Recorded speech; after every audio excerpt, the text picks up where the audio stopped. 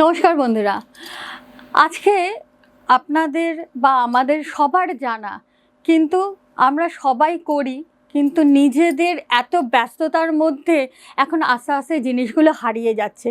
সবসময় করা সম্ভব হয় না, বা নিজেরা নানা রকম মানসিকভাবে মেন্টাল ডিস্টার্ব, প্রচণ্ড স্ট্রেসের মধ্যে থাকি। তাহলে কীভাবে আমরা আমাদের চন্দ্রগ্রহের শুভ প্রভাব নিজেদের জীবনে তার প্রভাব বিস্তার করতে পারি বা তার শুভ প্রভাব পেতে পারি, তার জন্য আজকের এই টোটকাটি। আপনারা সবাই জানেন চন্দ্র আমাদের মন মানসিকতার প্ল্যানেট বা গ্রহ। এই মন মানসিকতা ভালো রাখতে হলে কিন্তু বিনা রেমেডি, কোনো খরচা ছাড়াই আপনি এই টোটকা করে ফেলুন। কি করবেন? কিচ্ছু না বন্ধুরা, বাড়ি ফিরে মাকে হাসান, মায়ের সাথে কিছুটা সময় কাটান। যাদের মা পৃথিবীতে নেই বা পৃথিবী ছেড়ে চলে গেছেন, তারা কিন্তু অতি অবশ্যই মাতৃস্থানীয় কোনো ব্যক্তি, তাদের সাথে সময় কাটান কিছুটা। সেটা মাসিমা, পিসিমা, বাড়ির অন্য বয়োজ্যেষ্ঠও হতে পারে।